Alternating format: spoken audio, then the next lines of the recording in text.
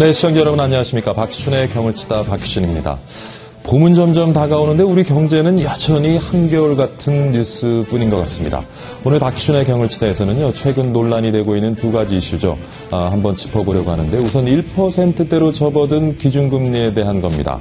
사실상 마이너스 금리 시대에 접어들었다 해도 과언이 아닌데요. 과연 기준금리 인하가 우리 경제 지도를 어떻게 바꿔놓을지, 또 추가 인하의 가능성은 어떻게 되는지 전문가와 함께 살펴보도록 하겠습니다. 이어서 최저임금 인상론에 대한 얘기도 좀 나눠보려고 하는데요. 노동계와 재계가 아주 최저임금 인상 폭에 대해 아주 팽팽하게 지금 대립을 하고 있습니다. 임금 인상 현실화를 통해 내수 활성화가 필요하다, 아니다, 지나친 임금 인상이 기업 경영에 오히려 부담을 줄 것이다라는 찬반양론에 아주 팽팽하게 지금 맞서고 있습니다. 여러분은 어떻게 생각하시는지요? 오늘 이 내용에 대해서도 토론 이어가도록 하겠습니다. 잠시 후에 찾아뵙겠습니다.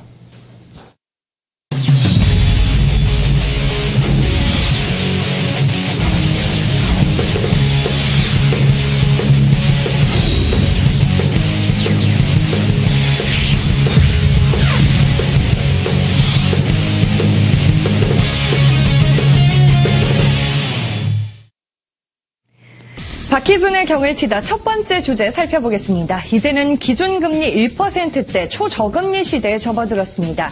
우리 경제가 그만큼 어렵다는 방증인데요. 지난 12일이죠. 한국은행은 기준금리를 종전년 2%에서 1.75%로 인하를 했습니다. 지난해 8월과 10월 이 두 번에 걸쳐 각각 0.25%포인트씩 내려 이 8개월 만에 기준금리를 0.75%포인트 내렸습니다. 2009년 외환위기 당시 기준금리가 사상 처음으로 2%까지 떨어지고 이후에도 거듭 인하가 됐는데요. 2008년 금융위기 이후 세계 경제가 급속하게 나빠지자 한국은행은 2008년 8월까지 5.25%로 올렸던 금리를 단 5개월 만에 3.25%포인트 끌어내렸습니다. 그런데 유럽 재정위기가 어느 정도 진정되는 기미가 보이자 2010년 7월을 기해 금리를 인상하기 시작했는데요. 2011년 6월까지 5차례에 걸친 금리 인상으로 기준금리는 다시 3.25%까지 올랐습니다. 하지만 이것도 잠시 1년 후인 2012년 7월부터 다시 인하하기 시작해 2012년 10월과 2013년 5월 등 3차례에 걸쳐 기준금리를 2.5%까지 내렸습니다. 이렇게 경제를 살려보겠다고 기준금리를 거듭 인하해왔지만 기대했던 약발이 잘 나타나질 않았는데요. 이번 사상 초유의 금리 인하가 우리 경제 숨통을 트이게 할 회심의 한 수가 될 수 있을지 지금부터 경을 쳐보도록 하겠습니다. 스튜디오 나와주시죠. 네, 이창길 아나운서 잘 들었습니다. 지금 기준금리 1% 시대 우리 경제 영향은 무엇인지 여러분과 함께 고민해보고 또 토론해보도록 하겠습니다. 오늘 나와주신 분은요, 자본시장연구원 자본시장실의 황세운 실장입니다. 안녕하십니까? 네, 안녕하세요. 네, 잘 지내셨죠? 네네, 반갑습니다. 네, 이번에 이제 기준금리가 인하가 됐는데 네. 사실 여론에 떠밀려서 좀 한 발 늦었다는 지적도 있고요. 네네. 실장님께서는 이번 기준금리 인하 적절했다고 보시는지요? 일단 적절했다라기보다는 좀 불가피한 선택이 아니었나라는 평가를 할 수 있을 것 같습니다. 최근 들어서 기준금리를 인하를 하는데, 그러니까 금리 결정과 관련해서 가장 중요하게 고려해야 될 변수로 대외 변수를 들 수 있을 것 같거든요. 예. 물론 국내 경기 상황, 수요나 혹은 투자의 진행이 어떻게 이루어지고 있는지를 살펴보는 것도 굉장히 중요하겠지만 더 중요한 요소로 작용을 하고 있는 것이 바로 대외 변수라고 봐야 될 것 같습니다. 미국 같은 경우에는 지금 기준금리를 이제 인상 가능성이 높아지고 있는 상황이긴 하지만 예. 미국 이외의 지역들을 살펴보면 정반대의 양상으로 가고 있다라는 거죠. 예. 예를 들어서 중국 같은 경우도 지금 금리를 인하를 하고 있는 상황이고요. 예. 유럽이나 일본에서는 양적 완화가 광범위하게 진행되고 있다는 사실은 익히 잘 알려지고 있습니다. 예. 따라서 미국을 제외한 다른 세계의 모든 지역에서 금리 예. 인하가 이루어지고 있는 상황이라면 이런 상황에서는 우리가 아무런 조치도 취하지 않고 있다는 것은 굉장히 부담이 될 수밖에 없는 것이고요. 어떤 부담이 될 수 있을까요? 더더군다나 이거는 환율적인 측면에서 봤을 때는 굉장히 부담이 될 수밖에 없습니다. 우리가 금리 인하를 단행을 하지 않는다면 결국은 원화의 가치가 올라가게 되는 것이고요. 우리 경제에서 굉장히 중요한 역할을 차지하고 있는 수출에 대한 부담이 커질 수밖에 없는 것이기 때문에 이러한 효과들을 감안을 했을 때 예. 한국은행으로서는 기준금리의 인하라는 것이 결국은 불가피한 선택일 수밖에 없지 않았겠느냐. 예. 물론 시기상으로 약간 깜짝 인하였던 측면도 있습니다만 예. 한국은행으로서는 적정히 취해야 할 조치를 취했다라고 평가할 수 있을 것 같습니다. 대변수를 살펴볼 때 이제 수출 경쟁을 잃지 않기 위해서 불가피한 선택이었다라는 말씀을 하셨는데 우리 국내 경기, 국내 시장 네네. 그리고 우리 좀 내수 진작하는 데는 어느 정도 긍정적인 효과를 만들어낼 수 있을지 모르겠습니다. 일단 우리가 금리 인하를 통한 기대 효과에 대해서 눈높이를 조금 낮출 필요성이 있지 않겠느냐 그렇게 보여지고요. 예. 사실은 금리를 인하를 했다고 해서 내수가 급격하게 살아나는 이런 현상은 사실은 거의 발생하기가 어렵거든요. 예. 다만 그 수요의 위축이라든지 혹은 투자의 위축을 상당 부분 완화할 수 있는 이제 그런 정도의 효과를 우리가 기대해야 될 것 같고요. 금리 인하를 통한 효과가 예전에 비해서 그러니까 1980년대라든지 혹은 90년대에 비해서 예. 금리 인하의 효과가 상대적으로 더 적게 줄어들고 있는 것은 분명한 현상인 것 같습니다. 따라서 금리 인하로부터 우리가 아주 획기적인 변화를 기대하는 것보다는 예. 다소간의 미세 조정과 같은 그런 역할 정도를 기대하는 것이 더 옳은 것 같다라는 말씀을 드려야 될 것 같아요. 서두에 이창진 아나운서와 함께 지난 몇 년간 기준금리 인하 조치에 대해서 쭉 한번 살펴봤는데 지난 기준금리 인하 조치는 뭐 어느 정도 성과를 우리가 기대한 만큼 만들어 냈었는지요? 일단 기준금리 인하의 효과라는 것이 예. 이게 이제 이렇게 고정적으로 주어지는 것이 아니고요. 상황에 따라서 굉장히 다르게 나타날 수 있다라는 예. 말씀을 드려야 될 것 같습니다. 예를 들어서 2008년도 그 미국에서 글로벌 금융 위기가 발생한 이후 한국은행이 급격히 기준금리들을 인하를 했는데요. 예. 이때는 사실은 그 심리에 관련된 그 투자의 심리와 관련된 부분이라든지 전반적인 경제 주체들의 심리 안정에 굉장히 크게 기여를 했다. 따라서 금리 인하의 효과가 상당히 괜찮았다라는 예. 평가를 내릴 수가 있을 것 같습니다. 그렇지만 작년에 두 번의 기준금리 인하가 있었는데요. 이런 기준금리 인하를 통해서 수요가 그러니까 소비가 진작이 되었느냐 혹은 예. 투자가 활성화되었느냐 이런 부분들을 점검을 해본다면 사실상 그 효과가 굉장히 미미한 수준으로 나타나고 있는 것이 아니냐라는 예. 평가를 해볼 수 있을 것 같습니다. 이번에도 기준금리 인하 발표되기 전에요. 사실은 동결될 것이다라는 예측이 좀 지배적이었고요. 네네, 그렇습니다. 하는 입장에서는 어떠한 점 때문에 인하보다는 뭐 좀 고민이 있었을 것 같은데 그런 고민을 만들어내는 요인이 무엇이라고 보시는지요? 기본적으로 하는 같은 경우에는 그 기준금리 인하를 통해서 우리가 기대할 수 있는 긍정적인 효과, 예. 그다음에 이제 부정적인 효과. 예. 기준금리 인하가 항상 긍정적인 효과만을 가져오지는 않거든요. 그렇죠. 예. 부정적인 효과도 분명히 이제 뒤따른다고 보여지는데 이 두 가지 효과 중에 어느 것이 더 클 것이냐에 대한 평가가 분명히 이루어졌을 거다라고 예. 추측을 하고요. 당연히 그 부정적인 효과보다는 긍정적인 효과, 그러니까 수출 이제 증가라는 그런 예. 효과라든지 혹은 일부 내수 진작에 대한 그런 긍정적인 효과가 부정적인 효과보다 더 클 수 있다라는 예. 판단 하에서 이번에 기준금리가 이렇게 좀 시장의 기대와는 달리 이루어진 게 아닌가라고 지금 말씀하신 판단하고 있습니다. 부정적인 효과 어떤 걸 우리가 좀 생각해 볼 수 있겠습니까? 이제 가장 큰 부정적인 효과라면 언론에서도 이미 많이 보도가 되었었는데요. 예. 가계부채의 급증 부분이 가장 큰 부정적인 효과라고 볼 수 있을 것 같습니다. 기준금리를 인하를 하게 되면 당연히 이제 시중 금리들이 이제 떨어지겠죠. 따라서 떨어질 수밖에 없는 것이고요. 예. 금리가 인하되면 자연스러운 반응이 이제 대출을 조금 더 받을 수 있겠구나. 예. 뭐 이런 부분인 거거든요. 따라서 그 시중에 특히 이제 가계 쪽의 부채들이 굉장히 빠른 속도로 이제 늘어나고 있는 상황인 거고요. 그리고 이게 지금 경제 성장하는 속도보다 가계의 부채가 늘어나는 속도가 훨씬 더 빠르다. 이제 이게 문제인 거거든요. 예. 쉽게 말해서 가계의 소득이 늘어나는 속도보다 가계의 부채가 늘어나는 속도가 훨씬 더 빠르기 때문에 여기서부터 우리가 굉장히 큰 부작용 같은 것들을 이제 부작용이 가능하기 때문에 예. 여기에 대한 우려가 큰 것이죠. 뭐 시중금리가 낮아지니까 말씀하신 것처럼 가계부채가 더 늘어날 수도 있겠지만 지금 그 이자를 지불하고 있는 서민들의 뭐 경기는 조금 나아지지 않을까 싶은데요. 이자에 대한 부담은 분명히 줄어들 줄어들겠죠. 수밖에 없습니다. 그리고 이 이자에 대한 부담이 줄어들면 당연히 가계의 가처분 소득은 증가할 것으로 예상이 예. 되고요. 이러한 부분 때문에 사실은 우리가 소비에 대한 예. 소비가 증가할 것이다라고 기대를 하는데 일정 부분 이렇게 증가 효과가 있는 것은 사실이지만 예. 최근 들어서는 가계의 가처분 소득이 증가한다고 해서 항상 소비가 증가하지는 않는 경향이 조금 더 강해지고 있는 것 같습니다. 가계의 소비에 영향을 주는 요소는 뭐 다양한 요소가 있겠지만 미래의 소득에 대한 불확실성이 사실은 굉장히 중요한 역할을 하고 있고요. 예. 현재 지금 이 순간에 내가 가계에 가처분 소득이 일정 부분 는다고 하더라도 미래에 대한 불확실성이 오히려 더 큰 폭으로 늘어나게 된다면 가계는 늘어난 가처분 소득을 소비로 연결시키지 않을 거라는 거죠. 따라서 그 기준금리 인하로 인한 예. 소비 확대 효과가 이런 미래의 불확실성 때문에 예. 상당 부분 이렇게 상쇄되는 그런 이제 효과가 있을 것 같습니다. 기준금리 인하가 가계부채에 미치는 영향을 좀 살펴봤는데 기업 쪽에는 어떤 영향을 미칠 수 있을까요?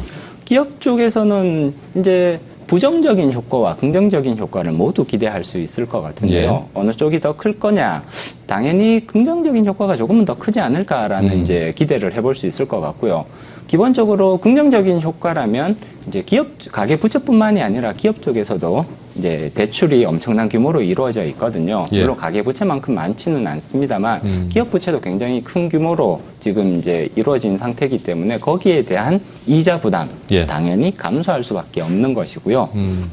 그다음에 우리나라 대기업들은 이제 수출에 대한 의존도가 굉장히 높습니다. 기준금리 인하를 통해서 환율 효과를 어느 정도 기대할 수 있기 때문에 예. 이쪽 부분에서도 당연히 기업의 입장에서는 긍정적인 효과로 이렇게 해석할 수 있을 것이고요. 예. 반대로 부정적인 효과를 살펴보자면 최근 들어서 이제 그 퇴직금 그렇죠. 네, 퇴직금 이제 기업들이 이제 적립해야 될 의무들이 있는데 예. 그 적립 의무 같은 것들이 사실은 굉장히 더 큰 부담으로 작용할 수밖에 없는 것이겠죠. 보통 이제 그 퇴직금 적립 방식이 이제 다양하지만 예. 그 기본적으로 임금 인상률과 그다음에 이자율, 시장 이자율 이 둘 간의 차이를 기업들이 보존을 하는 뭐 그런 형태로 많이들 이루어지고 있거든요. 예. 근데 임금 인상률은 변하지 않는 상태에서 그 시장 이자율이 떨어지게 된다면 예. 그 보전을 해야 되는 부분들이 더 커지기 늘어나겠군요. 때문에 기업들의 부담은 더 커질 수 있는 것이죠. 그렇지만 종합적으로 평가를 해봤을 때 그 예. 이자 부담에 대한 그 부담 감소, 이자 비용에 대한 부담 감소, 예. 그다음에 환율에 대한 효과 뭐 이런 것들이랑 종합적으로 봤을 때는 기업 측면에서도 도움이 되는 부분이 오히려 더 크지 않을까라고 평가할 수 있을 것 같습니다. 그리고 요즘 보면 좀 부동산 시장이 조금 살아나고 있잖아요. 여전히 네네. 뭐 부동산 가격은 안정돼 있습니다만은 매매가 좀 활성화되는 느낌인데 네네. 아무래도 금리가 인하되면 부동산 시장에도 어느 정도 영향을 미치지 않을까 싶은데요. 부동산 시장에는 긍정적인 효과가 있을 걸로 기대할 수 있습니다. 예. 낮은 금리가 되면 기본적으로 그러니까 주택 구매에 대한 수요는 분명히 늘어나겠죠. 증가한다고 봐야 되는 것이거든요. 그리고 또 하나 이제 금리가 낮아지고 있기 때문에 수익형 부동산에 대한 수요도 자연스럽게 증가할 수밖에 없는 그렇죠. 것이고요. 예. 따라서 주택 내지는 전반적인 부동산에 대한 수요는 증가할 가능성이 높다라고 봤을 때 부동산 경기 활성화에는 분명히 도움이 되는 조치다라고 예. 평가를 할 수 있을 것 같습니다. 그리고 뭐 이런 거에 단적인 이제 증거 중에 하나가 예. 기준금리 인하를 하고 나서 이제 건설주들이 예. 굉장히 많이 이제 수혜를 받거든요. 이런 얘기는 이제 부동산 쪽에 조금 이제 도움이 되는 정책인 것은 분명하다라고 볼 수 있겠죠. 지금 뭐 주식시장 얘기를 잠깐 하셨는데 금리 인하하면서 좀 주식시장은 뭐 굉장히 반긴 것 같고요. 네네. 좀 수혜 입은 업종들은 어떤 지금 말씀하신 뭐 건설주 건설주, 있을 수 있고요. 그다음에 이제 증권주들도 사실은 수혜를 입는 업종이라고 볼 수가 있을 것 예. 같고요. 왜 그러냐 하면 이제 은행 예금 금리에 대한 기대치가 낮아지면서 예금 이외의 금융자산으로 수요들이 몰릴 거거든요. 예. 주로 이제 주식이라든지 채권이라든지 그 예금 이외의 자산에 몰릴 거기 때문에 증권주들이 금리 인하로 인한 수혜를 예. 조금 보고 있는 것 같습니다. 이게 보니까 지금 이제 금리가 이제 1%대로 초금리 시대에 접어들었는데 네. 이러다 보니까 좀 투자처가 또 마땅치 않은 것 같아요. 은행에 넣어놔도 뭐 거의 이자가 그렇습니다. 없고요. 네네. 그럼 이 1%의 어떤 초금리 시대의 재테크 방법 어떤 걸 생각해 볼 수 있을까요? 어려운 질문이죠. 네, 일단은 이제 저금리 시대에서는 이제 예금에 대한 이제 그런 수요가 많이 떨어질 수밖에 그렇죠. 없는 것이잖아요. 예금은 저위험, 굉장히 위험은 예. 없지만 마찬가지로 이제 수익도 상대적으로 굉장히 낮을 수밖에 없는 것이죠. 예. 그렇다고 해서 우리가 또 고위험, 고수익 상품으로 가기에도 굉장히 부담이 됩니다. 네. 고위험, 고수익, 고수익은 괜찮지만 고위험은 또 상당히 부담으로 다가올 수밖에 없는 거거든요. 예. 따라서 이렇게 낮은 금리 시대에는 결국은 중위험, 중수익을 가져다주는 그런 상품들이 인기가 높아질 수밖에 없지 않겠느냐 그렇게 예. 보고 있고요. 최근 들어서 ELS와 DLS라는 금융상품에 대한 수요가 굉장히 폭발적으로 증가를 하고 있습니다. 초저금리 시대에서 나타나는 굉장히 자연스러운 현상이 아니냐 그렇게 예. 보여지는 것 같고요. 다만 이제 중위험 중수익 상품들이라 할지라도 그 상품에 어떠한 수익 구조를 가지고 있는지 혹은 어떠한 위험성을 가지고 있는지는 사실은 그 개인 투자자분들께서 잘 판단을 하셔야 될 것 같아요. 자, 뭐 어려운 질문인데 마지막으로 질문 하나 더 드릴게요. 네네. 앞으로 금리가 추가 인하될 것이라고 보시는지요? 저는 개인적으로는 금리의 추가 인하 가능성은 상당히 낮은 것이 아니냐 그렇게 평가를 하고 있습니다. 수요 측이나 혹은 투자 쪽에서의 긍정적인 효과보다는 예. 그 가계부채라는 이런 부담 요소가 더 크게 작용할 가능성이 높다라고 보여지기 때문에 예. 추가적인 금리 인하 가능성은 상당히 떨어지는 것이 아니냐라고 평가하고 있습니다. 예. 기준금리 1% 시대 우리의 대처 방안에 대해서 오늘 자본시장연구원의 황세윤 자본시장실 실장과 함께 여러 가지 고민 함께 해봤습니다. 오늘 좋은 말씀 감사드립니다. 많이 배웠습니다. 네, 감사합니다. 자, 잠깐 시황을 살펴보고 가야겠죠. 지금 1시 16분, 17분 향해서 가고 있는데요. 이 시간 시황 한번 살펴보고 오겠습니다. 네, 이번 한 주에 어느덧 마지막 거래일이 됐습니다. 대내외적으로 정말 이벤트도 많았고 이슈도 많았는데요. 그만큼 또 다이나믹한 흐름을 보였던 한 주였습니다. 어느덧 이 마지막 거래일을 지금 달려왔는데요. 이 시각 시장 흐름 어떤지 좀 살펴보도록 하겠습니다.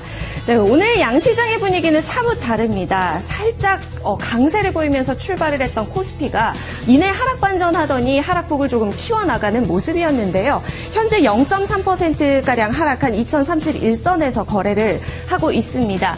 오늘의 수급 상황은 어제와 크게 다르지는 않은 모습인데요. 외국인은 오늘도 사주고 있고요. 기관은 오늘도 팔고 있습니다. 외국인 현재 1,189억 원가량 매수 우위를 보여주고 있고요. 개인도 오늘은 조금 사고 있는 모습이네요. 466억 원가량 이 매수 우위를 보여주고 있습니다. 기관만이 1,500억 원 넘게 조금 매도하는 모습을 보여주면서요. 이 지수를 조금 끌어내리고 있는 모습을 보여주고 있습니다. 네, 다음으로 시총 상위 종목들의 현재 흐름도 살펴볼게요. 이 거래소 시장의 시총 상위 종목들은 오늘은 조금 파란불이 우세한 모습인데요. 오늘 전차 군단도 조금 쉬어가는 흐름을 보여주고 있는데요. 삼성전자 어제보다 0.07% 하락한 146만 9천 원 선에서 거래가 되고 있고요. 현대차도 오늘 조금 내려가고 있습니다. 어제보다 2.17% 하락한 18만 원 선에서 거래가 되고 있네요. 오늘 SK 하이닉스만이 5위권 내에서는 빨간불을 켜고 있는 모습입니다. 어제보다 0.22% 상승한 46,500원 선에서 거래가 되고 있네요. 자, 코스피 시장의 흐름과는 코스닥은 조금 분위기가 다르다고 말씀을 드렸는데요. 현재 좀 상승폭을 키워나가고 있는 모습입니다. 이 정오를 기점으로 상승폭을 더 키워나가고 있는 모습인데요. 어제보다 1% 넘게 오른 638선에서 거래가 되고 있습니다. 수급 상황도 현재 이 거래량이 놀랄만한 수준인데요. 이 매매 동향도 살펴보겠습니다. 외국인과 기관이 이 동반 쌍끌이 매수에 나서면서 현재 지수를 끌어올리고 있는 모습인데요. 외국인 420억 원, 기관은 72억 원가량 현재 사주고 있고요. 개인만이 팔고 있습니다. 469억 원가량 이 차익 실현에 나서고 있는 모습입니다. 자, 다음으로 코스닥 시장의 시총 상위 종목들의 현재 흐름도 살펴보도록 하겠습니다. 네, 역시 빨간불이 좀 우세한 상황인데요. 셀트리온과 다음카카오 오늘 좀 1, 2위 자리를 계속해서 오르락 내리락 공방을 펼치고 있는 모습입니다. 네, 셀트리온이 1위를 지금은 기록을 하고 있지만요. 오전장에서는 다음카카오가 5% 가까이 상승을 하면서 1위 자리에 놓여져 있었는데요. 현재는 또 다시 자리가 바뀌었습니다. 아무래도 앞으로 이 한동안은 이 두 종목의 자리 다툼이 좀 진행이 될 것 같은데요. 현재 이 두 종목 모두 오르고 있습니다. 셀트리온은 어제보다 0.3%가량 상승한 68,200원 선에서 거래가 되고 있고요. 다음 카카오 118,400원 선에서 거래가 되고 있습니다. 그야말로 다이나믹한 이 한 주의 흐름이었는데요. 그래도 이 장이 마감할 때까지 끝까지 신중하게 지켜보시면서요. 이번 주 장에 유종의 미를 거두시기 바라겠습니다. 지금까지 시황센터에서 전해드렸습니다.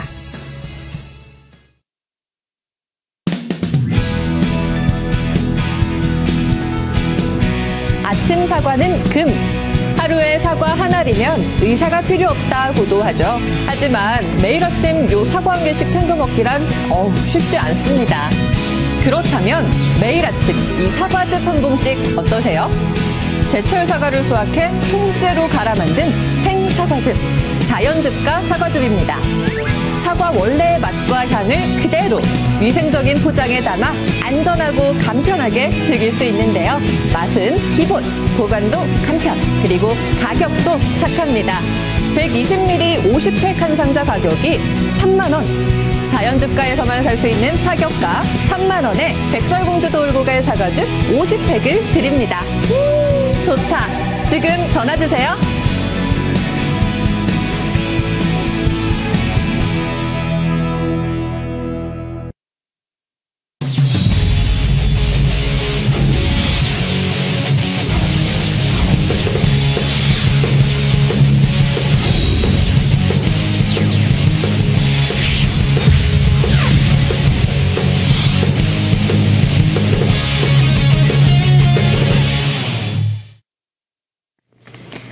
최저임금 논란이 또 불거져 나왔는데요. 이번에는 얘기가 좀 다릅니다. 바로 임금 인상 논란의 발원지가 정부라는 점인데요.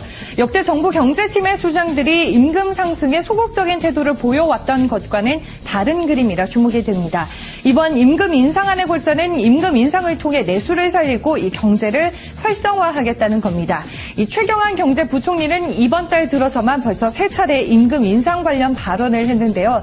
이번 달 4일 국가경영전략연구원 조찬 강연에서 적정 수준의 임금 인상이 일어나지 않고는 내수가 살아날 수 없다. 현 정부 들어서 이 최저임금은 연간 7%대로 올랐고 올해도 최저임금을 빠른 속도로 올릴 수밖에 없는 상황이라고 말하면서 임금 인상 논란이 시작됐습니다.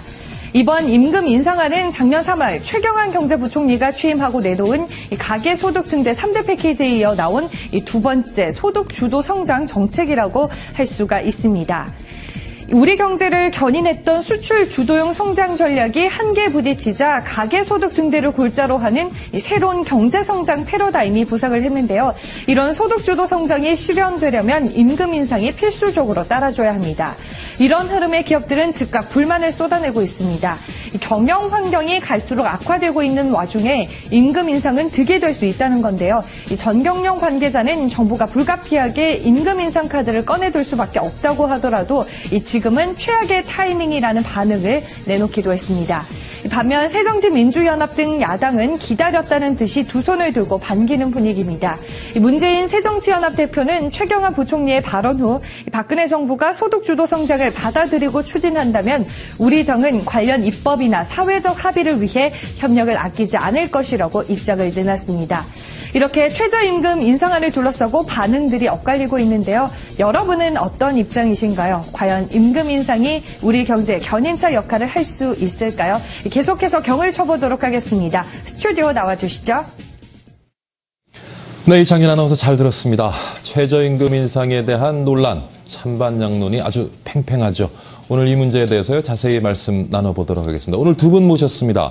먼저 서울여자대학교 사회복지학과의 정재훈 교수 소개합니다. 어서 오십시오, 교수님. 네, 안녕하세요. 네, 반갑습니다. 네, 반갑습니다. 예, 그리고 바른사회시민회 김영훈 경제실장 모셨습니다. 안녕하십니까? 안녕하세요. 예. 자, 최저임금. 먼저 최저임금의 정의가 뭔지, 최저임금이 뭘 의미하는지부터 좀 살펴보겠습니다. 최저임금, 무엇을 의미하는지요? 네, 사실은 한 세 가지 정도로 정의할 수 있을 것 같은데 예. 첫 번째는 그 사회에서 그래도 일을 하게 되면 예. 최소한 받아야 되는 임금이다라는 예. 어떤 그런 도덕적, 윤리적 차원의 예. 개념 정의가 있을 수가 있을 것 같고 뭐 평균 임금의 뭐 50% 이다라는 예. 어떤 계량적 정의, 예. 그 다음에 또 중위소득의 뭐 한 3분의 2다라는 예. 어떤 또 다른 의미의 계량적 정의, 뭐 이런 것들이 있을 수 있을 것 같습니다. 예. 일단. 지금 뭐 최저임금의 의미를 살펴봤는데 실장님, 우리나라의 최저임금 수준, 다른 나라와 비교해 볼 때, 뭐 OECD 국가 평균과 비교해 볼 때 어느 정도 수준에 있는지요?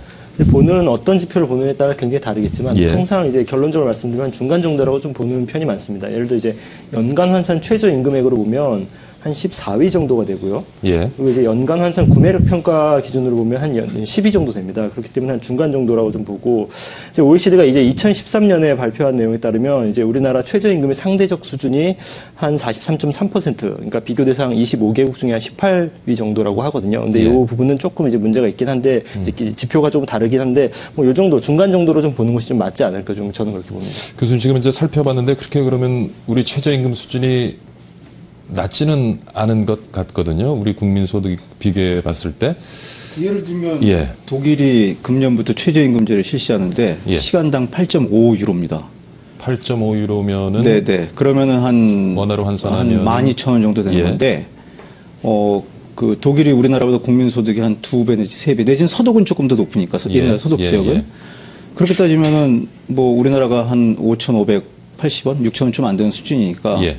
맞지 않느냐라고 볼 수도 있겠지만 숫자만 보면 그렇겠죠. 예, 예. 하지만 그 소위 말해서 이제 우리 임금 불평등을 해소할 수 있는 최저임금이냐. 그러니까 상위 소득 10%, 예. 그다음에 하위 소득 10% 간의 어떤 격차. 예. 이런 걸 보면 거의 한 5배 이상 나거든요. OECD 국가에 이제 그렇게 따지면 OECD 우리 자주 인용하지만 꼴찌권입니다. 한 뭐 꼴찌에서 세 번째 나라? 이 그러니까 정도 소득 돼요. 양극화, 경제 양극화 결국 그렇죠. 문제군요. 그런데 그걸 또 이제 영세한 사업장 있지 않습니까? 예. 뭐 1인 사업장이라든지 거기에 종사하는 사람들하고 이제 또 비교해 보면 그건 또 한 6배 차이가 나고. 그러면 그게 문제겠죠, 교수님께서는 사실. 네. 최저임금 인상이 지금 네. 필요하다고 보시는 거죠? 뭐 최저임금은 뭐 물가 상승률이라든지 여러 가지 면에서 꾸준히 인상을 해야 되죠. 그런데 특히 이제 우리나라 같은 경우에는 그런 그 임금 불평등을 고려한다면 예. 조금 더 시급하지 않냐 이렇게 볼 수 있을 것 같습니다. 김 실장님은 어떤 의견 가지고 계세요? 이제 소득 양극화 쪽을 말씀하셨는데, 이제 뭐 진위계수를 보든 소득 양극화 쪽을 보든 사실 예. 뭐 그런 부분이 있습니다. 그런데 이제 그 소득 양극화 부분을 최저임금 인상을 통해서 해결하겠다는 것은 조금 위험한 생각일 수가 있습니다. 왜냐하면 이제 서로 지향하는 바가 다릅니다. 이제 최저임금 그 소득 양극화라든지 이런 부분은 보통 이제 외국에 비해서 우리나라가 떨어지는 부분은 이제 조세에 의한 소득 재분배 기능이 많이 떨어집니다. 그렇기 때문에 이제 그쪽 부분을 좀 이제 손을 봐야지 되는 부분이지, 예. 최저임금 인상이라는 것은 결국 이제 일자리하고도 연관이 되거든요. 그러니까 이제 결국 이제 두 명이 예를 들어 뭐 100만 원 일자리가 있는 경우에서 한 명이 이제 200만 원 일자리가 생기는 이제 그런 문제도 같이 고려를 해봐야 되기 때문에 좀 이제 좀 복합적인 문제가 아닌가 싶습니다. 그러면은 교수님 최저임금을 인상하게 되면은 결국엔 지금 지적한 것처럼 일자리가 줄어들 수도 있다는 얘기인가요? 사실 예. 저는 경제학자가 아니라서 예, 예. 그거에 대한 어떤 계량적인 수치를 내놓을 수는 없습니다. 그렇지만 사실 또 역설적으로 따져보면 어떤 경제학자도 내지는 어떤 기업인도 그 최저임금 인상에 따른 일자리 감소를 계량적으로 제시할 수는 없을 거라고 봅니다. 경제 상황이나 여러 가지 예. 사회적 상황을 고려해야 예, 예. 되기 때문에 이건 어떻게 보면 이제 가치의 문제죠. 예. 이제 그렇게 볼 수 있을 것 같고, 공적 실장님 말씀하신 이제 최저임금 말고 예를 들면 이제 공적 이전 소득, 예. 즉 시장에서의 가처분 소득 불평등이 유럽 복지국가도 상당히 높지만 이제 공적 이전 소득을 통해서 가처분 소득의 차이를 줄여주는 거거든요. 예. 이제 전적으로 동의를 합니다, 사실. 동의를 하는데, 그러니까 역설적으로 최저임금만을 가지고 이제 이런 소득 불평등, 소득 양극화 예, 해소하기는 쉽지 이거 않다. 양극화를 해소하기 어렵듯이 예. 공적 이전 소득만 가지고 예. 공적 이전만 가지고 또 하기도 어려운 예를 거죠. 들면 그래서 조세 정책을 통해서. 예, 다각적으로 가야 된다는 차원에서 최저임금도 우리가 좀 고려를 해야 된다. 그런 이야기가 될 수 있을 것 같습니다. 예. 그러니까 지금 말씀하신 거는 뭐 이 최저임금을 올린다고 해서 소득 불균형이 일시 해소될 건 아니고 오히려 또 어떻게 보면은 지금 기업들도 사정이 안 좋은데 기업한테 또 좀 힘든 시간을 또 주지 않을까 하는 지적을 하시는 거죠? 그렇습니다. 이제 사실은 이제 2000년 이후에 16년 동안 연평균 이제 평균 한 7.9% 정도 최저임금이 인상이 됐거든요. 근데 그 동안에 이제 보면 산업 명목 임금 같은 경우는 한 3.9%. 예. 그리고 이제 생계비에 보통 가장 큰 영향을 미치는 게 아무래도 물가 상승률 아니겠습니까? 물가 상승률이 한 2.7% 정도 올랐기 때문에 사실은 우리가 그동안 꾸준히 이제 최저임금을 열심히 예. 올려놨습니다. 문제는 이제 이 최저임금을 계속 올리는 와중에 최저임금을 받지 못하는 근로자 수가 굉장히 꾸준히 늘어나고 있다는 겁니다. 이 말은 거꾸로 이야기하자면 법과 현실이 점점 괴리가 좀 생기고 있다. 그러니까 좀 지키지도 못할 기준을 만들어 놓은 거군요. 네. 그리고 이미 현행법으로도 굉장히 강력한 처벌이 있습니다. 과태료라든지 뭐 벌금 이런 부분이 있지만 그게 제대로 적용이 안 되고 있습니다. 이제 그런 부분도 다 이유가 있는 것이죠. 그렇게 했을 경우 과연 이걸 국민들이 받아들일 수 있냐. 그리고 이제 외국과 우리나라의 이제 산업 구조가 다르거든요. 예. 모두 알다시피 우리나라 같은 경우 자영업 비중이 굉장히 높습니다. 이제 외국에 비해서. 예. 근데 문제는 이제 자영업이 지금 한계에 이르렀는데 여기서 과연 임금 인상을 이 자영업자분들이 견뎌낼 수 있느냐 하는 그런 문제도 좀 같이 좀 봐야 될 것 같습니다. 이 부분에 대해서는 교수님 어떤 의견을 가지고 계세요? 뭐 역시 이제 상당히 동의하는 부분이 있고요. 약간 달리하는 부분인데 예를 들면 기업 사정의 문제라든지 그건 그렇지만 이제 다시 말씀드리면 그거는 상당히 가치의 문제일 수 있다. 하지만 분명히 아주 그 영세 기업들 그렇죠. 이제 어려운 상황이죠 사실. 우리가 보통 기업 얘기하면 이제 대기업을 생각하시는데 사실 아니죠. 시장에는 중소기업 예. 그리고 지금 말씀하신 자영업자들이 굉장히 많거든요. 그래서 역설적으로는 사실 최저임금 이야기 나오면은 이 정경련 포함해서 경제단체들이 반대를 하지만 예. 사실은 목소리를 내기 어려운 그 소위 말해서 영세 사업장 예. 이제 그 사장님들께서 예. 상당히 이 부분에 있어서 어려울 수 있죠. 독일의 경우도 예. 그 8유로 50 도입하고 난 다음에 사실 그 영세한 사업장들, 예. 소규모 사업장들에서 좀 그 문제가 이렇게 나오고 있는 건 맞습니다. 예. 그런데 이제 문제는 그러다 보니까 또 이제 그거죠. 업종별로 다르다는 거죠. 그래서 뭐 어떤 제도 운영에 있어서 뭐 일괄적인 적용보다는 예. 사업장 규모별 적용도 생각해 볼 수가 있을 것 같고. 예. 그런데 또 역설적으로 예. 굉장히 영세 사업장에서 특히 요즘에 그 이슈가 되고 있는 알바 학생들 중심으로 이른바 임금 착취가 이루어지고 있다든지 그래서 이 이제 소위 말해서 적용 대상과 어떤 단속 내지는 관리 대상 예. 이런 것들에 있어서 현장에서 어떤 탄력적 운영 예. 이런 것들이 필요할 것 같고 인상폭이 높은 거 맞습니다. 맞는데 사실 우리가 워낙 이제 86년부터 시작할 때 워낙 어떻게 보면 이제 바닥부터 시작을 했기 때문에 예. 그다음에 또 이제 그 사이 IMF 경제 위기라는 그 대사건이 있었고 그래서 좀 인상폭 자체도 뭐 숫자만 가지고 따질 건 아닌 것 같고 분명히 이제 아직도 못 받는 사람들의 문제 심각하죠. 근데 그거는 문제가 다른 문제 아니겠습니까? 접근이 그거는 법 적용의 문제지. 현재 또 최저임금을 통한 어떤 적정 수준의 임금 이제 수준 뭐 유지 이것과는 또 다른 차원의 논리로 접근해야 되는 문제라고 생각합니다. 네, 지금 이제 말씀하신 것이 조금 그 자영업자라든가 중소기업들에게 부담이 될 수 있기 때문에 업종별로 업장 규모별로 좀 탄력적으로 운영하는 것도 하나의 방법이 될 수 있을 것이라 말씀을 하셨는데 그러다 보면 자영업이나 중소기업의 인력 수급 불균형 더 심하게 이제 중소기업 기피 현상이 나타나지 않을까 싶기도 하고요. 어떻습니까? 네. 최저임금은 사실은 모든 이제 노동자에게 최저한으로 적용되는 임금입니다. 최고 임금이 아니기 때문에 산업별로 타격적으로 운영되는 것은 이제 법 취지하고 좀 맞지 않는다고 예. 보고요. 이것은 가장 낮은 임금이라고 볼 수 있습니다. 그리고 이제 우리나라 아까도 말씀드렸듯이 외국과 우리나라하고 다른 것이 지금 최저임금에 영향을 받는 그 종사자들을 보면 숙박 음식업이 한 19.4% 그리고 도소매업이 15.8% 이 정도입니다. 그러니까 대부분 영세한 자영업자들이 이제 대부분 이제 그 대상이기 때문에 이 파급력이 어디에 미칠지는 이제 명확합니다. 그리고 현행 지금 노사정위원회 이제 최저임금위원회가 구성이 되어 있는데 예. 이 멤버가 이제 9 그러니까 노, 사 그리고 이제 공익으로 되어 있습니다. 그런데 문제는 예. 사실은 10,000원 인상을 주장하는 민주노총이나 재계를 대변한다고 하는 뭐 정경련 경총 이런 쪽이나 최저임금의 영향이 직접적으로 오는 부분들이 아닙니다. 이제 재계 같은 경우는 이제 대기업이기 때문에 당연히 적용 대상이 아니고 민노총이나 이런 쪽들도 사실은 대기업 정규직 생산직 이제 위주로 되어 있기 때문에 최저임금의 영향을 그렇게 직접적으로 받지는 않죠. 그러다 보니까 이게 그동안 사실은 이제 정말 이해 당사자인 최저임금 노동자라든지 있다든지 아니면은 이제 영세 자영업자들의 입장에서 좀 진행돼 있다기보다는 약간 좀 정치적으로 이제 좀 접근이 되지 않았나 하는 그런 생각이 하나 들고요. 예. 그리고 이제 마지막으로 이제 이 최저임금에 대한 정의를 좀 다시 저희가 생각을 해야 될 것 같습니다. 이제 최저임금을 지급하는 주체가 예. 기업이기 때문에 어떠한 경우에도 이제 기업의 어떤 생산에 따른 기업의 소득으로 지불되기 때문에 예. 이 범위를 넘어나는 임금은 즉 지불되기가 불가능합니다. 그 이상을 지불하는 걸 요구한다면 결국 이제 기업 입장에서는 이제 이게 제품 가격 인상으로 넘어갈 수밖에 없고 제품 가격 인상이 결국 이제 물가 인상 예. 그리고 이 물가 인상으로 인한 어떤 소비자들의 어떤 생활 수준 저하로 이어지기 때문에 결국은 이게 또 악영향을 미칠 수밖에 없거든요. 이런 좀 같이 봐야 되지 않을까 싶습니다. 예. 교수님 뭐 줄곧 이제 네. 예, 최저임금 인상 문제는 가치의 문제다라는 말씀하시는데 지금 실장님 얘기 들어보면 네. 사실 뭐 기업 입장에서는 또 역부족인 부분이 있는 것 같고요. 어떻게 보시는지요? 이제 우리가 이야기하면서 계속 이제 사실 이제 그 이야기가 섞이는 거예요. 결국은 이제 중대기업들은 감당할 만하고 예. 분명히 중소기업들은 또 이야 참 어려운 상황이고. 그런데 이제 그 정책 결정이라는 어떤 차원을 고려해 본다면 이게 그 이제 정책이 이제 선도하는 기능이 있지 않겠습니까? 그래서 이제 소위 말해서 그 트리클 다운 효과처럼 낙수 효과처럼 이렇게 그 밑으로 내려가는 그런 게 있는데 그렇게 따진다면은 우리가 이제 논의를 섞어서 하고 있지만 사실은 어쩔 수 없이 또 중대기업 중심의 논의를 예. 법적인 기준을 정할 때는 할 수밖에 없고 그러면서 어떤 그 경제 상황에 따라서 예를 들어서 중소기업 그 이하의 기업에 대한 관리, 통제 이제 이런 것들이 필요하고 일단 그렇게 그 어떤 정책적 차원의 분명히 있고, 그 결정이 있고 이거를 이제 경제 순수한 시장 경제의 문제를 우리가 자꾸 그 정치 논리로 이제 정책 논리로 접근하는 것이 바람직하지 않다라는 이제 그런 거 아니겠습니까? 하지만 또 반대로 보면은 순수한 시장 경쟁 논리는 없다. 예.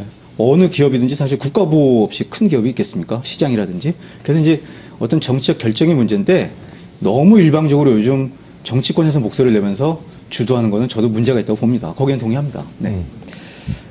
이제 교수님 말씀하신 부분하고 저하고 겹치는 부분도 있고 그렇지 않은 부분도 있다고 보는데 결국 이제 최저임금 인상을 어떤 집단이 반대할지를 다시 한번 좀 봐야 될 것 같습니다. 예를 들어 지금 이제 아파트 경비원 같은 분들은 이제 최저임금의 적용을 대상이 아닙니다. 이제 그분들은 그보다 조금 더 낮은 한 70% 이렇게 낮게 이제 적용을 받는데 과거에도 최저임금 이제 적용 대상 그 범위를 넓힌다거나 금액을 올릴 때 이분들의 대량 해고 사태가 사실은 이미 발생을 했었습니다. 그리고 그분들이 좀 반대를 했고 그러니까 분명히 최저임금 이하로도 일하고 싶은 계층이 존재하는데 그럼 과연 이분들에 대한 보호가 어떻게 될 것이냐 굉장히 좋은 의도고 선한 의도로 정책을 시도를 그렇죠. 했지만 그 결과가 가져올 파장이 좀 굉장히 두려운 부분이 있습니다. 예를 들어 이제 인건비가 굉장히 높아지면 이걸 기계로 대체하는 게 오히려 더 저렴할 수 있습니다. CCTV 달고 경비원분들을 해고하는 것이 당연한 이제 또 입장이거든요. 이런 부분들은 이제 사실은 정부가 법으로 강제한다고 해서 어떻게 컨트롤할 수 있는 부분이 아니기 때문에 좀 고민이 되지 않을까 싶은데요. 뭐 그것도 유사한 것 같아요. 정규직 비정규직 문제도 사실 많은 비정규직 종사자들을 정규직 종사자를 이렇게 끌어올리려고 만들어진 그렇죠. 건데 사실 비정규직 종사자들한테 더 어려운 시간을 주는 것도 사실이고요. 그렇죠. 지금 지적하신 것처럼 최저임금 문제 네. 어떻습니까? 그걸 그러니까 개별 사례를 들기 시작하면요 사실 무한 논쟁을 벌일 수가 있죠. 아까 이제 경비원 말씀하셨지만 예. 뭐 청소 아주머니들 최저임금을 보장했기 때문에 뭐 이제 소면서 업무 효율성도 높아지고 뭐 삶의 질도 향상이 되고 그 가능했고 또 그 최저임금 인상 자체가 등등등. 근데 여기서 우리가 이제 접근해야 될 어떤 관점은 저는 이게 역사적 실험이라고 생각합니다. 그러니까 자본주의가 발전해오는 과정에서 짧게 말씀드렸자면 역사적인 폐해가 있었는데 순수한 그 자유방임주의에 그 어떤 적절한 국가 개입을 통한 복지국가 체제. 그래서 어떤 그 소위 말해서 자본주의가 살아남을 수 있는 복지자본주의 체제로. 대한민국 사회는 이런 유럽 사회가 한 150년, 200년에 걸쳐서 거친 어떤 과정을 지금 한 40년, 50년 사이에 압축적으로 겪고 있는데요.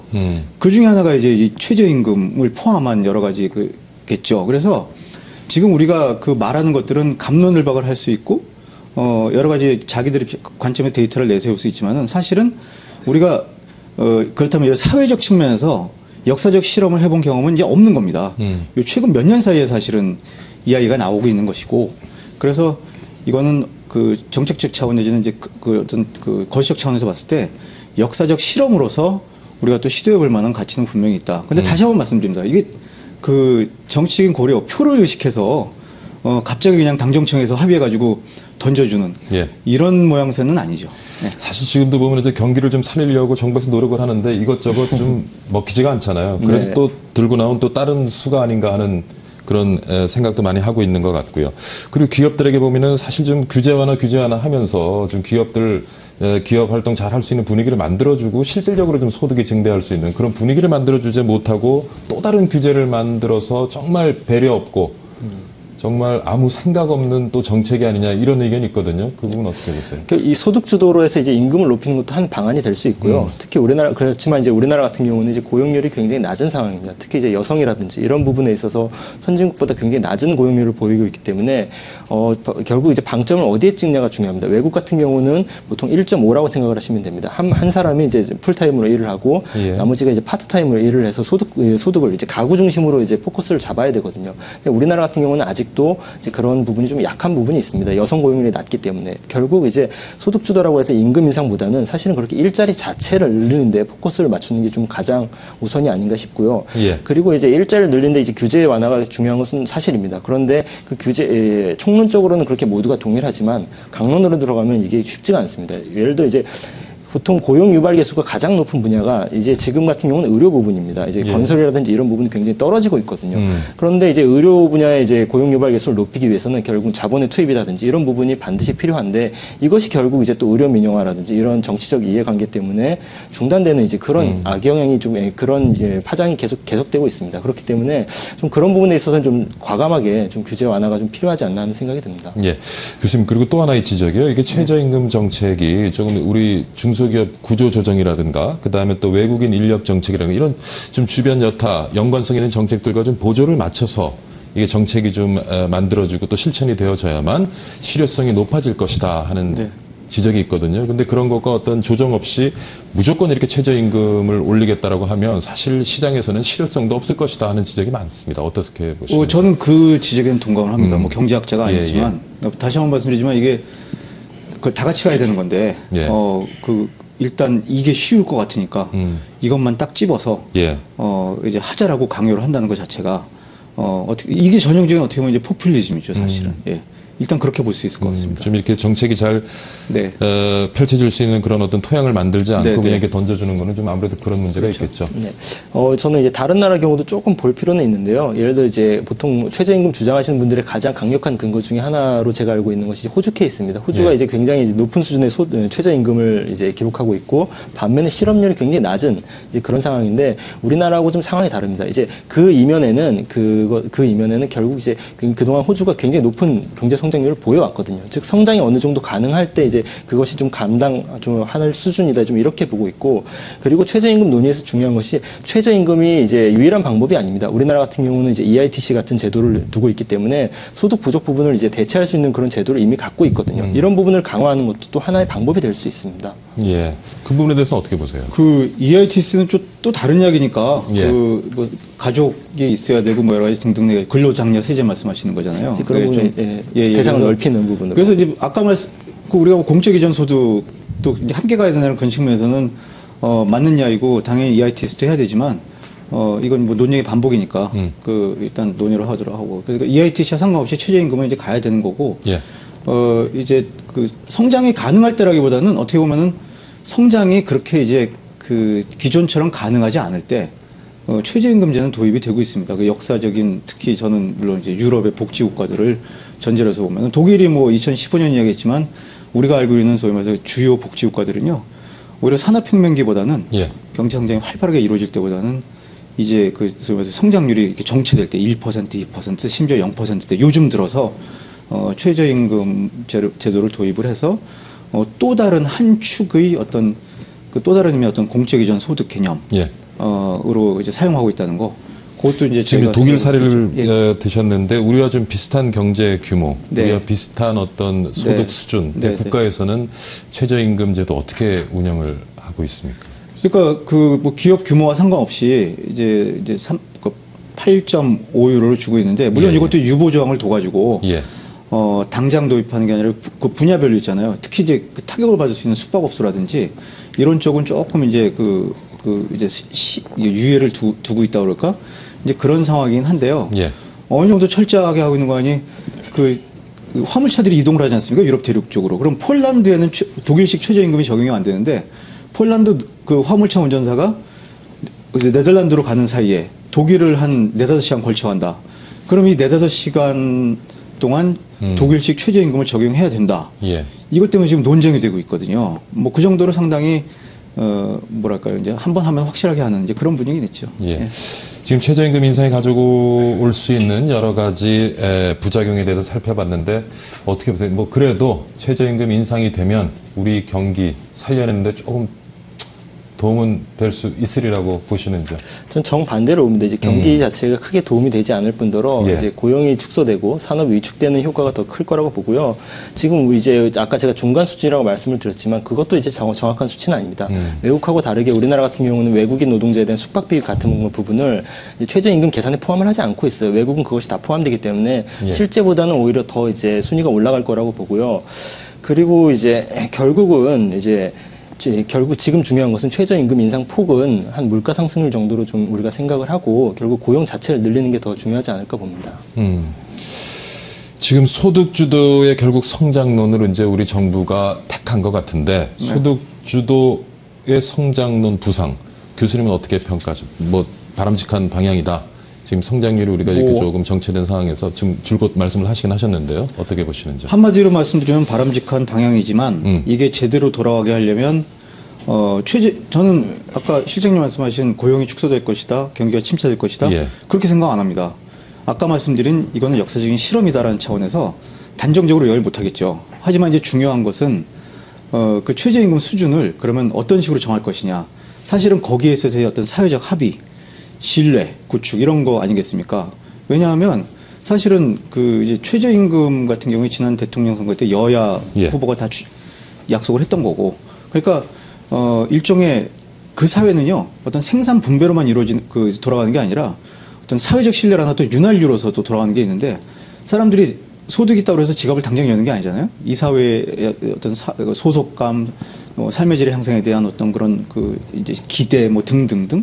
그래서 그런 의미에서 정책적으로 정치적으로 사회적 신뢰를 구축하는 어떤 모습을 국가와 사회가 보여준다면 이제 어떤 그런 사회적 윤활유 역할로서 분명히 작용할 수 있을 것 같고, 하지만 이 뭐 인상률을 결정하는데 벌써 가이드라인을 딱 주고 이제 그런 건 문제가 있겠죠. 그래서 이제 그 핵심어는 최저임금 위원회의 어떤 기능 이런 거 내지는 위상을 좀 재고할 필요가 있지 않을까 뭐 그런 생각을 해봅니다. 최저임금위원회 이제 위상을 말씀하셨는데요. 그건 이제 현장에서는 전혀 다른 얘기입니다. 왜냐하면 그동안 이제 매년 최저임금 인상위원회 같은 경우는 매년 협상을 통해서 이루어졌는데 단 한 번도 그 협상 결과가 나온 적이 없습니다. 그 말입니다, 그러니까. 네, 항상 이제 노아, 사가 모두 일방 퇴진하고 결국 이제 정부의 의지라고 할 수 있는 공익들이 결정하는 구조로 항상 되어 왔기 때문에 지금 오히려 논의되고 예전의 논의는 어떤 식이었냐면 매번 이렇게 반복될 거면 차라리 이 부분을 폐지를 하고 물가 상승률에 연동을 하자 뭐 이런 논의까지 있을 정도로 기능이 정상적이진 아니라고 보고요. 그리고 이제 최저임금의 어떤 사회적 윤활유 이제 그런 역할도 좋지만 결국 이게 경제학적으로 봤을 때 최저임금 논의가 원래 나왔던 부분은 저소득층일수록 소비 여력이 굉장히 높습니다. 이제 들어오는 수입의 상당 부분을 소비로 사용하기 때문에 그래서 소득주도 성장을 이야기하면서 최저임금 인상을 이야기했던 거거든요. 결국 그런 부분도 좀 함께 고민을 좀 해봐야 될 것 같습니다.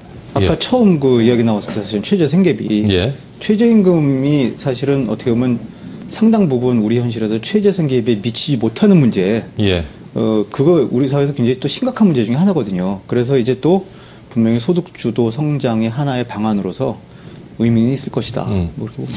지금 실장님은 소득주도 성장에 좀 반대하는 효과가 좀 없을 것이다. 효과가 없다고 네. 생각. 그렇다면 대안은 뭡니까? 지금 이 시점에서 지금 아마 시장님이 생각하시는 대안. 최저임금보다는 노동시장 쪽에서 지금 노동시장 우리나라 같은 경우는 이중 구조로 되어 있습니다. 결국 이제 최저임금도 중요하지만 아까 뭐 비정규직을 정규직으로 전환하는 문제를 말씀해 주셨는데 그것 자체가 잘못된 것입니다. 예를 들어 이제 그 말은 비정규직의 특권을 인정을 하고 예. 그래서 이 특권 안은 우리가 모두 들어가야 된다는 것이기 때문에 그것이 아니라 이제 모든 것을 비정규직으로 할 것이 아니라 그 현재 이제 같은 업무를 함에 있어서도 이제 다른 임금을 받는다든지 이런 부분에 대한 차별이나 차이를 좀 없애는 방향으로 좀 포커스를 맞춰야 될 것 같습니다. 있습니다. 예. 그리고 또 하나 이제 특히 이제 우리나라가 최저임금 인상 쪽에 좀 인상이 가져올 파장이 큰 것이 외국 같은 경우는 이제 대부분 외국인 노동자에게 최저임금제를 적용하지 않습니다. 이제 그러다 보니까 이제 낮은 임금으로 어떤 대체 가능한 부분이 많지만 아까 말씀드렸듯이 우리나라 최저임금 대상이 범위가 넓은 이유 중에 하나는 사실 외국인 노동자 부분도 있거든요. 이런 산업별 그리고 어떤 정책적 특성을 함께 고려하지 않으면 좀 예상하지 못했던 결과가 나올 거라고 봅니다. 어제 그제도 또 계속 또 외국인 노동자 임금 문제 마지막에 상당히 좀 논쟁적인 말씀을 예, 예. 하셨는데 외국인 노동자에게 외국에서 적용을 어느 외국인지 저 잘 모르겠습니다. 왜냐하면 이거는 상당히 이제 검증을 필요로 하는 문제고 제가 아는 유럽에서 그래도 나름대로 산다는 국가들에서는 내외국인 차별 없이 분명히 이제 그 법이 있다면 똑같이 적용하는 걸로 저는 알고 있고 특히 뭐 독일은 당연히 그런 걸로 예. 이건 뭐 확신을 가지고 말씀드릴 수가 있을 것 같고 예. 뭐 문제를 뭐 결국 말씀드리면은 이거는 경제가 결정할 문제예요, 사실은. 네. 노사가 결정할 문제인데 우리의 문제는 이게 지나치게 정치가 간섭을 한다. 이거는 분명히 이제 큰 문제다. 예. 이렇게 볼 수 있을 것 같습니다. 지금 뭐 오늘 토론을 하다 보니까 시간이 많이 지났는데 마지막으로 정리 발언을 뭐 한 번씩 기회를 드리겠습니다. 아까 말씀하신 대로 이제 우리 사회가 커다란 사회적 실험을 하고 있다라고 이제 표현을 해주셨는데 실험을 할 때는 굉장히 이제 섬세한 조건들을 갖추고 그 결과를 어느 정도 예상을 하고 하는 것이 중요합니다. 지금 같은 상황에서는 전혀 이제 너무 무모한 실험이 되지 않을까 하는 좀 그런 우려가 좀 있습니다. 예. 교수님도 좀, 한 1분 정도 시간 드릴 수 있습니다. 지난 이제 10수년간의 그걸 보면 사실은 준비는 돼 있습니다. 역사적 실험을 할 수 있는. 예. 경제 충분히 성장했고, 복지제도에 대한 논의 돼 있고, 그래서 우리가 사실 제도적인 이해는 돼 있는 상황이거든요. 그것들을 어떻게 잘 운영을 하느냐. 예.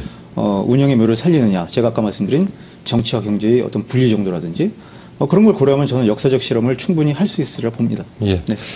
우리 사회에 지금 만연한 소득 불평등 문제 어떻게든 뭐 해결은 해야 되겠고요. 하지만 최저임금 인상에 대해서는 그리고 인상 폭에 대해서도 우리 좀 사회가 합의를 잘 도출해서 바른 방향으로 좀 나아가길 바랍니다. 오늘 최저임금 인상 논란에 대해서 서울여자대학교 사회복지학과 정재훈 교수 그리고 바른사회시민회의 김영훈 경제실장 두 분 모시고 함께했습니다. 오늘 좋은 말씀 감사드립니다. 네, 감사합니다. 네, 수고하셨습니다. 감사합니다. 네, 어제 이완구 국무총리가 부정부패 관련 담화문을 발표했죠. 그게 그 전이군요. 예. 이게 클로징 멘트를 이전 거를 해놨네요. 예. 엊그제 내린 봄비가 경제적 가치로 환산하면 무려 한 55억 원이 된다는 그런 분석이 있습니다. 물이 부족했던 전국댐이 이 빗물을 모아서 댐 발전이나 생활용수로 활용되는 덕분이라는데요. 그것뿐만 아니라 좀 봄비가 내린 덕분에 대기를 뒤엎었던 미세먼지도 씻겨 내려가는 것 같습니다. 우리 경제도 이번에 내렸던 봄비처럼 조금 뭔가 좀 한방 씻겨져 나갈 수 있는 그런 좋은 소식 많이 들렸으면 합니다. 지금까지 시청해 주신 여러분 감사드리고요. 저는 다음 주에 다시 건강한 모습으로 찾아뵙겠습니다. 감사합니다.